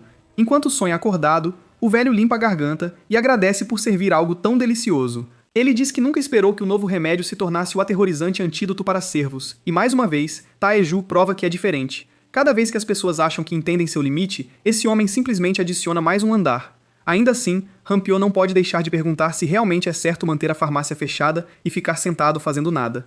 Taeju diz para confiar no processo e esperar. Quando o antídoto sumir do mercado, vão ver quem fica desesperado primeiro. Com o passar dos dias, heróis começam a se reunir na farmácia do Beck. Jizun também está lá, e no quinto dia, ele já está chocado que o lugar ainda está fechado. Ele só tem algumas garrafas sobrando, e quando acabarem, ele está acabado. Sem o antídoto, ele volta a ser inútil. Então ele escuta um cara espalhando um boato que soa muito polido. Aparentemente, alguém desmaiou por causa dos efeitos colaterais do antídoto. Por isso, o comitê exigiu a fórmula, e sob pressão, Honkyo não teve escolha a não ser fechar tudo. A história se espalha rápido pela multidão, porque notícia ruim sempre viaja rápido. As pessoas próximas começam a repetir imediatamente, e Jisung fica inquieto. Ele já usou o antídoto e nunca teve efeitos colaterais. Ouvir essa bobagem óbvia o irrita rapidamente. A matemática não está fazendo sentido, e ele sabe disso. No momento em que levanta o braço para pegar o cara que fala demais, outro homem bonito aparece e o bloqueia com uma arma. Claro, o suspeito também tem uma aura. Vilões sempre aparecem com cartas de rosto insanas, e depois ficam chocados quando a torcida começa a apoiar criminosos de guerra. Esse homem é Jung Hak, o capitão dos vigilantes, e como sempre esteve ligado à farmácia Wedge, ele apoia o comitê sem hesitar. Ele declara que a loja permanecerá fechada até que a análise dos ingredientes esteja completa, pois essa é a decisão oficial do comitê. Em outras palavras, todos devem parar de ficar por ali e ir para casa. Isso só faz Jung Hak ficar mais irritado, e ele responde que participou dos testes clínicos e está totalmente bem. Então ele faz a pergunta que todos ali estão pensando: como vão continuar caçando agora? Eles realmente devem voltar a usar aqueles trajes de inseto e fingir que isso é uma solução? No momento em que ele diz isso, os outros heróis começam a gritar também. Uma voz se transforma em 10, e então 10 se transforma em uma multidão. Jun Hak solta uma aura esmagadora e pergunta friamente quando lixo como eles começou a responder. Ele os avisa mais uma vez para se dispersarem, antes de sacar sua espada. Mas Ju-san permanece firme, mesmo com a pressão claramente afetando-o. O Capitão Bonito não tem mais paciência, então saca sua espada sem hesitar. E assim, a coragem de Ju-san desaparece, porque ele não é feito assim, e ele imediatamente recua e sai correndo. Jung Hak estala a língua, já cansado de lidar com pessoas assim. Ele não se importa se os remédios estão sendo vendidos ou não, mas Hansok brincando com o comitê não lhe agrada, e ele planeja resolver isso em breve. Falar do diabo, Hansok já está lá, sentado dentro do carro e assistindo a cena. Ele chama o funcionário e finge surpresa que conseguiram fazer o mestre Jung Hak fazer esse tipo de trabalho. O funcionário responde calmamente que enquanto ele e o presidente estiverem do mesmo lado, eles controlam a maioria, então ninguém pode se opor. Normalmente Jung Hak diria que é por seu guri e ficaria de fora, desde que não haja limites cruzados. Ouvindo isso, Hansuk relaxa e o tranquiliza sobre a generosa recompensa que prometeu. Enquanto isso, Taeju finalmente aparece e se coloca na frente do comandante Jin Hyung. Ele vai direto ao ponto e apresenta sua oferta, dizendo que fornecerá 1.000 milhões de garrafas para o Corpo de Defesa de Bestas Demoníacas de Irasan a 50 milhões mil won cada, totalizando 50 milhões. No momento em que o comandante ouve 50 milhões, sua expressão se afia, e o olhar intenso que ele dá faz Taeju se perguntar se o ofendeu ao se manter no preço padrão.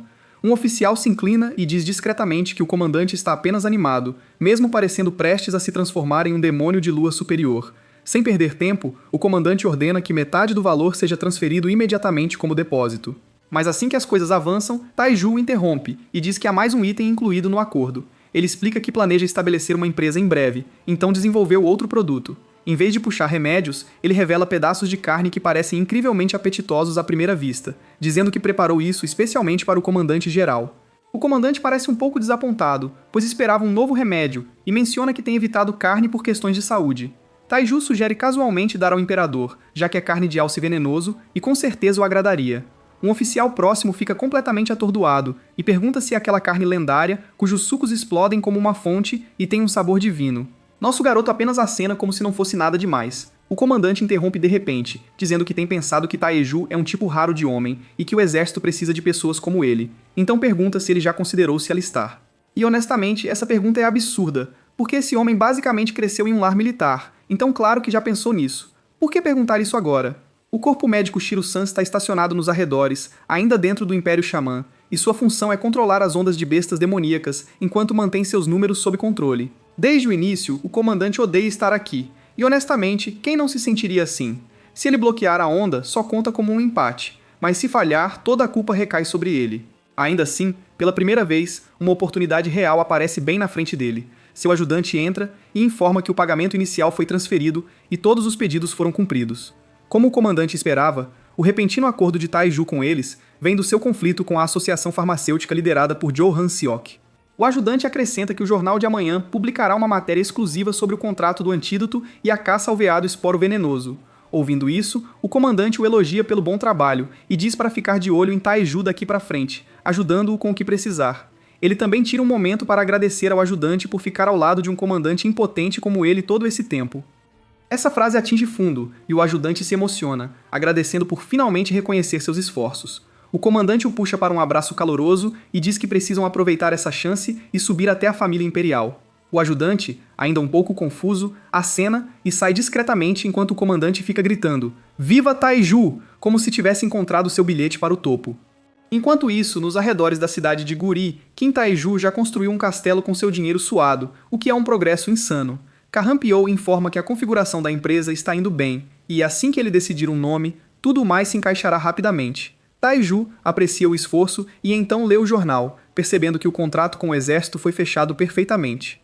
Junhyang basicamente prepara o terreno para ele sem nem ser solicitado, vazando o acordo com o exército junto com o desenvolvimento do novo remédio como uma história exclusiva. Com esse movimento, o momento muda completamente a favor de Taiju. Ele então pergunta ao velho se o empréstimo foi quitado com o pagamento inicial. O velho confirma que os 25 milhões de won foram depositados e ele cuidou de tudo imediatamente. Ele acrescenta que o banco agiu de forma tão arrogante que cortou todos os laços com eles e fechou suas contas sem hesitar. Taiju acena e diz para ele usar os fundos restantes para administrar o orfanato. Depois de pensar bem, ele percebe que não pode administrar uma empresa sozinho sem alguém confiável. Então oferece ao velho uma posição como seu sócio, o que o choca completamente. O velho diz que só administrou uma pequena farmácia, então duvida que possa ser de muita ajuda. Taiju imediatamente rejeita isso e explica que, embora saiba como fazer os remédios, não tem ideia de como vendê-los, o que significa que não pode tocar esse negócio sem ele. Depois de ouvir isso, o velho finalmente concorda, mas sugere dividir as ações 9-1. Taiju recusa na hora e estabelece em 7-3, dizendo que a empresa não existiria sem sua participação nas operações. Sem ter como argumentar, o velho aprecia a oferta, mas ainda se recusa a participar das operações diárias. Em vez disso, recomenda alguém muito mais capaz para esse papel, alguém que ele conhece do orfanato. O nome dela é Baek Seo-yeon. Ela é a mais inteligente entre as crianças, e se Taiju concordar, ele diz que pode chamá-la imediatamente. Por 20 anos, o velho cuidou de crianças que depois ascenderam a posições poderosas, e essas conexões são agora sua verdadeira força. Por causa disso, ele se sente ainda mais certo de que fazer de Hyun-pyo seu sócio é a decisão certa. Ru-hee concorda em trazer Si-young para gerenciar as operações, e os dois oficialmente se unem para começar sua parceria de negócios. Nesse momento, nosso cara cria o nome da empresa. Ele pega o Tae de Taiju e o Ham de Hyun-pyo, e então os combina em Tai-hon-pyo. O velho fica realmente impressionado e diz que o nome é incrível. Ele também menciona que já chamou alguns despertos e adaptadores do orfanato. Como aquele bastardo, Hyun-sok, resolve tudo na força bruta, ele os traz para serem seguranças do Taiju. Mas Taiju diz que está bem, e pede para que protejam o orfanato em vez disso. Essa resposta deixa o velho se perguntando por que ele está tão confiante. Não há emblema em seu rosto, então ele claramente não é um desperto. No máximo, ele deve ser um adaptador, então talvez toda essa confiança venha de ter sido criado em uma família militar. O velho não tem ideia de que está ao lado de um verdadeiro prêmio. Ele continua olhando para ele de um jeito tão intenso que Taiju percebe e pergunta se ele ainda não confia nele. O velho rapidamente nega, e diz que se não pode confiar nele, quem mais poderia confiar? Taiju então pede para trazer as crianças do orfanato para ver do que são capazes, enquanto testa seu antídoto para o veneno. Ele diz que planeja fazer uma pequena caça com eles, então no final todos sobem a montanha, com nosso garoto liderando como se fosse o dono do lugar. As crianças ficam imediatamente impressionadas ao verem o casaco de couro de raposa que ele está usando, que vale 4 milhões won. Seu equipamento é absolutamente insano, mas ainda não há emblema em seu rosto. Se ele realmente tem trabalhado como carregador, isso significa que ele é um civil ou um adaptador. A partir deste ponto, a área é perigosa. Então, um cara bonito chamado Baek Changyeon se adianta e avisa o chefe Kim Tae-ju que bestas mágicas começarão a aparecer em breve. Por causa disso, ele diz que vai liderar. Seu pai o ordenou estritamente para proteger Tae-ju. Afinal, nosso garoto lhe lança um olhar de lado e corrige, dizendo que deve chamá-lo de Hyung Naim. Jung-kwan repete awkwardly, chamando-o de Hyung Naim, e então pede para ficar atrás dele. Uau! Ele explica que embora o casaco tenha alta defesa, ainda assim restringirá seu movimento em combate. Como ele é um desperto, acredita que pode lidar melhor com a situação. Tin Quan-shu apenas o observa com uma expressão em branco, e isso instantaneamente faz Tin Quan-shu se desculpar caso suas palavras o ofendam. Tin Quan-shu diz que está acostumado e entende que o cara só está preocupado porque ele é um desperto. Ainda assim, ele diz que podem conversar sobre tudo isso em mais detalhes depois de lidar com o que está por vir. Então, enquanto enfia a mão no casaco e a retira, Chang-han de repente nota um grupo de doninhas tempestuosas correndo em sua direção. Agora é hora de ver se ele é realmente tão forte quanto afirma. Todas as crianças se preparam para lutar contra as bestas, mas o pânico se instala quando as criaturas não se movem nem um pouco com o ataque, quase como se estivessem impressionadas com o caos dos clones das sombras de Naruto Uzumaki. Enquanto isso, eles perdem completamente o fato de que tem um código de trapaça andando bem ao lado deles. Taiju calmamente puxa pregos de seu casaco e os lança, caindo sobre as bestas como uma cachoeira negra. A mandíbula de Chang-hun cai no lugar. Esses monstros sempre se movem em grupos, e alguém no nível de usuário como ele não conseguiria nem arranhá-los antes, mas agora todos são eliminados por um único homem. Mesmo depois de fazer essa limpeza, Taiju não parece nada feliz. Ele nem teve a chance de sacar sua adaga, a que costuma usar e depois recuperar. Ele evita usar toda a sua força, pois ferir aquelas crianças complicaria as coisas com Honkyo. Em vez disso, teve que contar com seus espinhos torrenciais de flor de pera e pelotas de ferro, e agora elas se foram para sempre. Momentos como esse fazem com que ele deseje ainda mais o 7º estágio da arte do espírito do veneno. Cheng Yao-ren o tira de seus pensamentos e pergunta algo que o incomoda. Ele ouviu que mestres podem esconder seus emblemas faciais, então se pergunta se Taiju pode ser secretamente um mestre. Taiju imediatamente nega, dizendo que definitivamente não é um desperto, e seja o que for, ele liderará a partir daqui. Cheng Yao-ren continua confuso, mas Taiju já está avançando como se a conversa nunca tivesse acontecido. À medida que se aprofundam, encontram um cervo espinhoso de veneno relaxando, comendo casualmente como se fosse o dono do lugar. Ele nem se dá ao trabalho de reagir, pois sabe que humanos normais não podem tocá-lo por causa das esporas tóxicas. Infelizmente para ele, nosso cara é o pior adversário. Taiju diz a todos para tomarem um antídoto, pois vão derrubar essa coisa. O grupo hesita, já que o antídoto ainda está em testes clínicos, então confiar nele agora parece um risco. Mas Chang-han decide acreditar nele. Ele bebe e avança primeiro, pronto para atacar. Ele pede aos outros para darem apoio com armas de mana se o cervo tentar fugir. Assim que se aproxima, o cervo solta um grito agudo que normalmente paralisaria qualquer um. Chang-hun ignora e, em um movimento rápido, passa pelo cervo e corta sua cabeça instantaneamente. A garota grita de repente que ele está prestes a explodir, e na hora certa, o cervo estoura, liberando uma nuvem de esporas venenosas no ar. A cena se torna quase etérea enquanto a névoa tóxica se espalha. Taiju observa e parece aliviado, pois tanto Chang-han quanto o antídoto superaram suas expectativas. O resto do grupo percebe lentamente que está completamente bem, mesmo sob aquela chuva venenosa, e o clima muda de pânico para animação em segundos. Taiju retoma a atenção deles e pergunta se agora eles finalmente acreditam nele. Ele explica que esse cervo é só barulho e não morde, e uma vez que seu veneno é neutralizado, ele é apenas um alvo fraco. O cara loiro rapidamente pede desculpas por duvidar dele, enquanto a garota diz casualmente que confiava nele desde o começo. Com isso resolvido, Taiju continua a caça e começa a ensinar como desossar o cervo corretamente. Ele deixa claro que, uma vez que esse antídoto chegue ao mercado, a espécie estará basicamente extinta.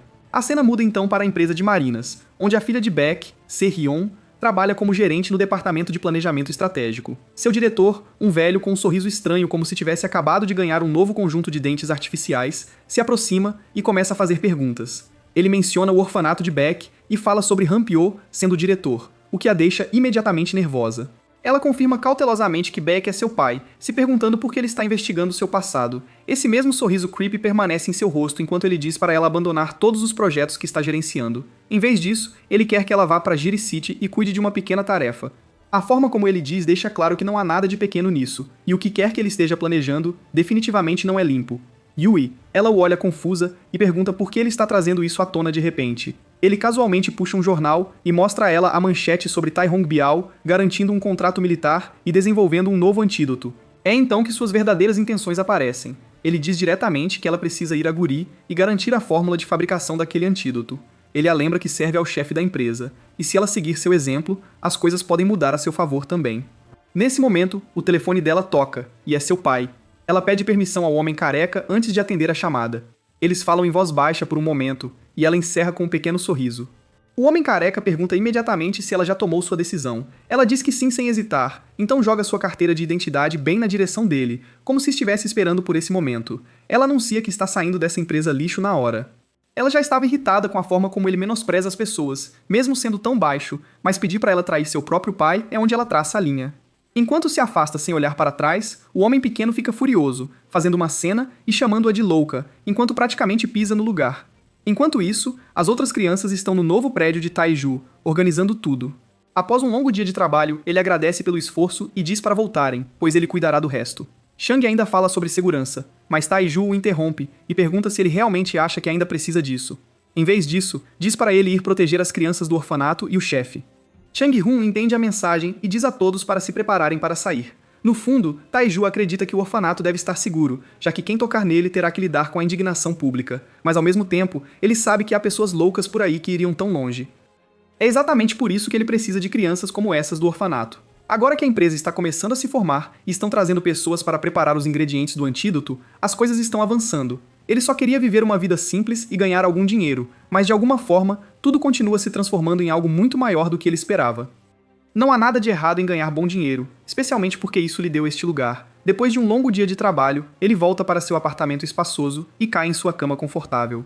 Exceto que desta vez, não há garota ao seu lado.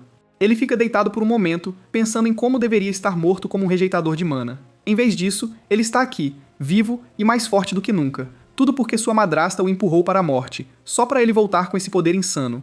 Mas poder assim nunca vem sozinho. Sempre traz problemas com ele. Do lado de fora do seu prédio, um grupo de vilões do Giri já está esperando. Eles estão aqui por ordens de Han Seok, e esse cara simplesmente se recusa a deixar as coisas assim. Um deles, um cara com piercings, já está irritado, dizendo que se não fosse por Han Seok, ele teria apenas sequestrado Taiju e levado a fórmula ele mesmo. Mas o grupo consegue entrar no prédio e faz seu caminho silenciosamente para cima. Parados bem na frente do quarto de Taiju, eles finalizam seu plano. Eles vão injetá-lo com uma droga, nocauteá-lo e carregá-lo como se fosse apenas mais um trabalho, simples, limpo e completamente estúpido, porque escolheram o alvo errado. No momento em que o cara forte avança e tenta injetá-lo, Taiju se levanta calmamente e agarra seu braço em movimento. O chefe ordena que ele se mova, mas o cara não consegue nem se mexer, é como se seu braço simplesmente tivesse parado de lhe pertencer. Então, num piscar de olhos, Taiju desaparece de sua vista, agarra a seringa e reaparece bem atrás dele. Agora, em pé no meio de todo o grupo, Do-Er começa a ficar inquieto, vendo-o segurar casualmente a droga, enquanto fala como se nada estivesse errado. Mas o que acontece a seguir o deixa completamente atordoado. Taiju odeia injeções, então em vez de usá-la normalmente, ele simplesmente tira a tampa e bebe direto. Sabia disso, ele literalmente come a droga. E assim, o efeito começa a agir instantaneamente como se só o tornasse mais forte, em vez de desacelerá-lo. Rumores começam a se espalhar de que uma gangue nos subúrbios do Giri está vendendo drogas que até o comitê autônomo não consegue fechar, o que significa que alguém de cima claramente os apoia. Agora, essa mesma droga está bem na frente de Taiju, e para um mestre de venenos de 4 estrelas como ele, lidar com isso é nada. Além disso, ele começa a extrair o veneno diretamente dos corpos dos membros da gangue, e um por um eles desmaiam no momento em que é retirado. Agora só resta o chefe. Taiju olha diretamente para ele e pergunta quem está por trás de tudo isso. O cara está claramente apavorado, mas mesmo assim se recusa a dizer o nome do mentor, então Taiju não perde tempo. Ele puxa o veneno do corpo dele também, deixando-o completamente imóvel como uma marionete com suas cordas cortadas. Na manhã seguinte, Young-hak é visto em seu carro com seu assistente. Eles já receberam informações de Taiju de que uma gangue de drogas invadiu seu prédio e tentou sequestrá-lo. O assistente relata que identificaram o mentor como o cara de olho fechado, e até conseguiram provas. Agora, o grupo de vigilantes tem a chance perfeita de detê-lo e provar sua credibilidade. Yu-Hu apenas parece desapontado. Em seus olhos, se o cara de olho fechado ia fazer um movimento assim, ele deveria pelo menos ter conseguido. Ele ainda não vê Taiju como uma verdadeira ameaça, já que ele ainda é um novato. Mas Hanpyo é uma história diferente, alguém muito respeitado para ignorar. O movimento mais rápido agora seria deter o cara de olho fechado e forçá-lo a um acordo. Mas conhecendo ele, esse safado não vai se render fácil. Eles finalmente chegam ao lugar do Taiju, onde os capturados estão amarrados. Em vez de ficarem quietos, esses idiotas já estão perdendo o controle, agindo de forma selvagem por não conseguirem a droga. Viciados em drogas perdendo o controle, Hanpyo avança para cumprimentar o homem bonito, mas ele passa direto como se fosse invisível. Sem parar, saca sua espada e avança para decapitar o chefe da gangue, declarando calmamente que, pela autoridade que lhe foi concedida, ele vai executar a sentença. Ninguém sabe quem deu essa ordem, mas ele claramente não está aqui para conversar. Justo quando a lâmina vai cair, Taiju intervém e lança uma arma escondida que bloqueia o golpe no meio do movimento. O choque para tudo. Taiju então saca um vídeo como prova, mostrando claramente que o cara de olho fechado é o verdadeiro Mastermind. Ele questiona por que ele está tentando matar o chefe quando a verdade já foi exposta. Nesse momento, ele percebe algo importante. Jong-hak já sabe de tudo. A expressão de Jong-hak se endurece, e ele olha diretamente para ele, perguntando quem ele é. Taiju se apresenta calmamente, mencionando que é o mesmo carregador que eles conheceram antes e também o que desenvolveu o antídoto. À medida que a tensão aumenta, faíscas elétricas roxas começam a vazar do corpo de Jong-hak, como se ele estivesse prestes a se transformar a qualquer momento. Ele deixa claro que em Guri, sua palavra é lei. Ele faz uma última oferta a Taiju, decapitar esses 4 e ir embora como se nada tivesse acontecido. Mas Taiju não hesita e recusa imediatamente. No próximo segundo, Jong-hak avança com sua espada. Taiju reage instantaneamente, lançando suas facas escondidas para se defender. É então que Jong-hak conecta os pontos e percebe que Taiju é quem capturou todos aqueles viciados. Ele até admite que é impressionante. Taiju conseguiu deixar um arranhão em sua mão, mas interferir com o mestre 2 vezes é um crime punível com a morte. Taiju não recua, dispara outra onda de facas, mas Jungkook corta todas sem dificuldade. A tensão aumenta enquanto os dois se preparam para outro confronto, a luta prestes a explodir na próxima rodada. Justo então, um helicóptero ruge acima. Jin Hyung e sua equipe descem de cima, interrompendo toda a luta antes que possa ir mais longe. Jong-juk fica irritado ao ver aquele homem barbudo e imediatamente interpreta como a intervenção militar nos assuntos da cidade de Giri. O homem barbudo permanece calmo e diz que não está aqui como soldado, mas apenas como Jin Yong, então se vira para nosso homem e pergunta se ele está machucado. Nosso cara simplesmente nega sem fazer cena e mantém a compostura diante de todos esses grandes nomes. Então, aqueles caras com cara de batata entram e perguntam quem é o mastermind por trás de tudo isso, claramente tentando avançar a situação. Esses 3 são todos oficiais de patente mestre do exército, e deixam claro que não vão permitir que nada aconteça com o homem que lhes fornece antídotos. Eles até dizem que vão designar oficiais fora de serviço como sua equipe de segurança pessoal, o que basicamente eleva a segurança do nosso garoto para status VIP da noite para o dia. Jungkook, observando à distância, vê tudo e começa a conectar os pontos em sua cabeça. Ele se pergunta se eles já se conheciam através das conexões do pai de Taiju, porque esse tipo de apoio não aparece do nada. 4 mestres em um lugar, e além disso, autoridade militar, isso não é algo que você discute casualmente. Ele percebe que essas não são pessoas com quem se pode negociar. Então, não importa o quanto isso o incomode, ele não tem escolha a não ser recuar por enquanto. Ainda assim, ele não é do tipo que engole a humilhação em silêncio e esquece. Ele deixa claro para si mesmo que voltará e pagará esse momento adequadamente.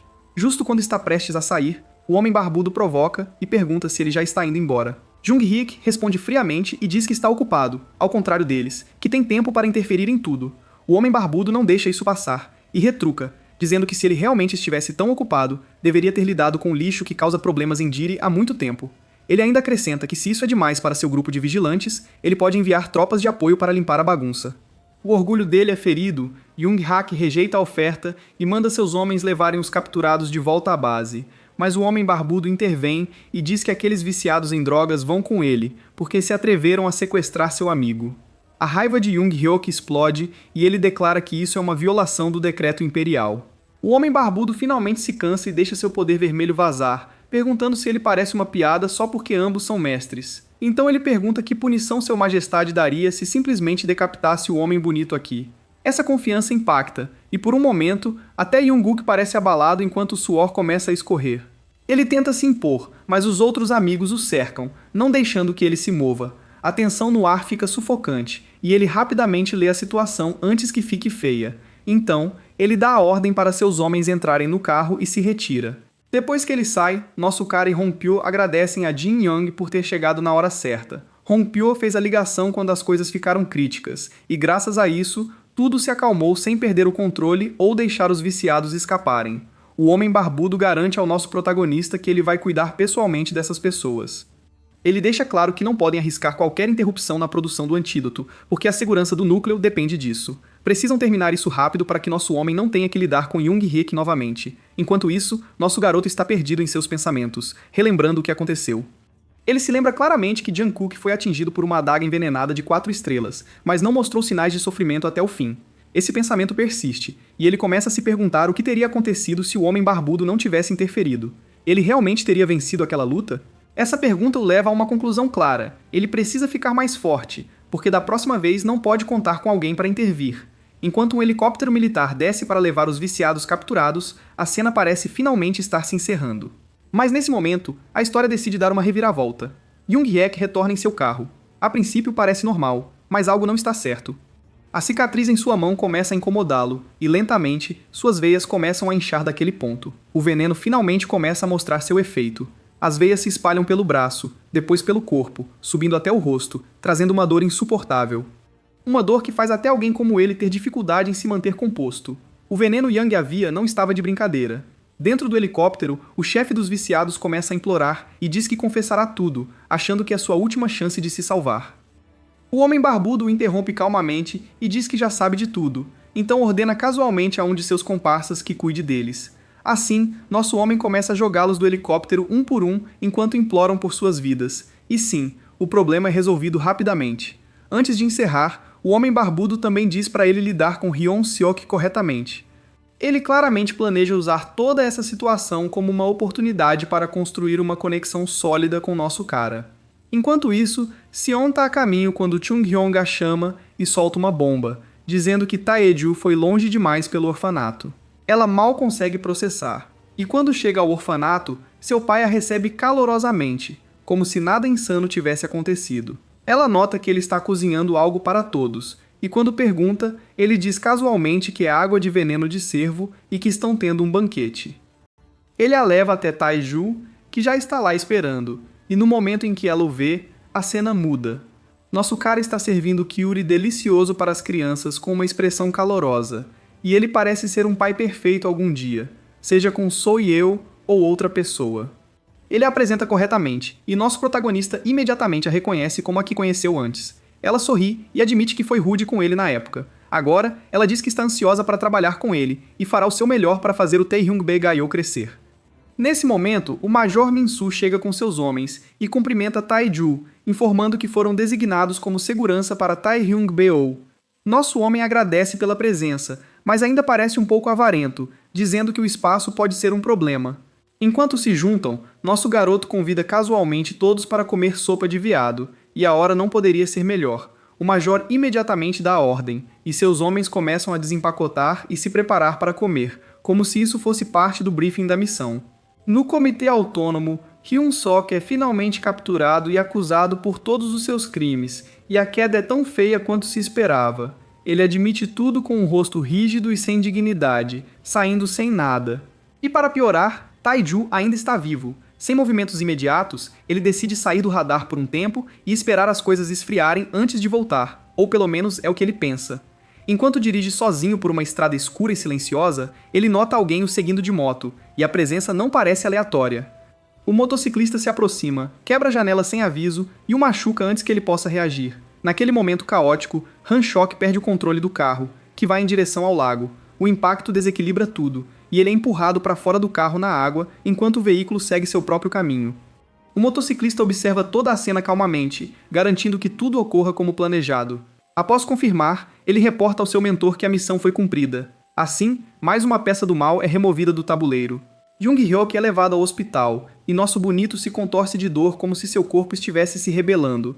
Seus companheiros chegam com um elixir de primeira, uma esfera dourada refinada pela Mirenai, e ele força a tomar sem perder tempo.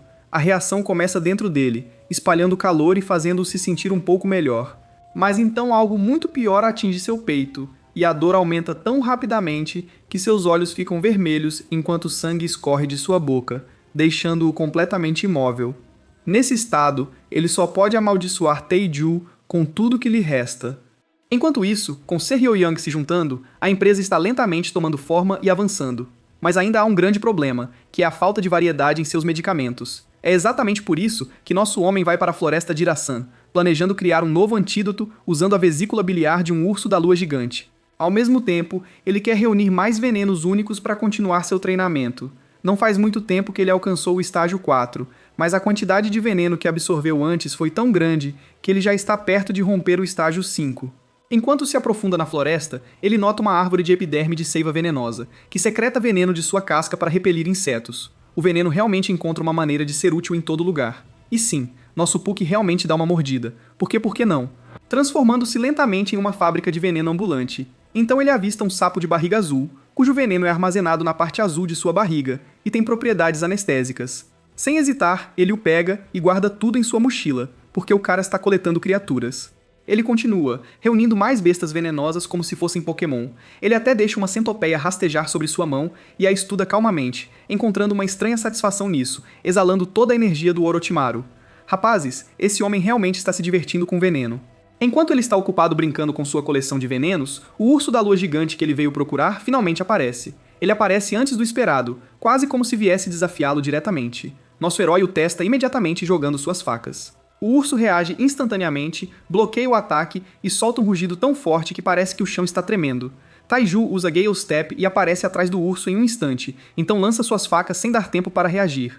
As lâminas perfuram suas costas, mas ele mal reage, e o urso se endireita como se nada tivesse acontecido, fazendo as facas caírem no chão. Nosso cara continua insistindo e começa a usar seus golpes mais fortes, lançando a palma do veneno do selo de sangue e os passos do Mirage Fantasma para quebrar a defesa. Cada tentativa falha, provando que essa besta é forte demais para alguém no quarto estágio. Isso significa uma coisa, ele precisa de mais poder agora. Sem perder tempo, nosso homem pega o sapo que capturou antes e o esmaga direto na boca enquanto ainda está vivo. O veneno se espalha instantaneamente, e ele sente a energia percorrer seu corpo, levando seus limites ao extremo. Sua energia dispara, e assim, nosso garoto avança para o 5º estágio da arte do veneno. Agora as coisas são diferentes. Com seu novo poder, ele convoca borboletas de sangue, uma técnica disponível apenas após alcançar o 5º estágio. Essas borboletas estão completamente sob seu controle, e ele pode mudar livremente sua trajetória no ar. Ele as envia direto para os olhos do urso, e desta vez, o ataque acerta em cheio.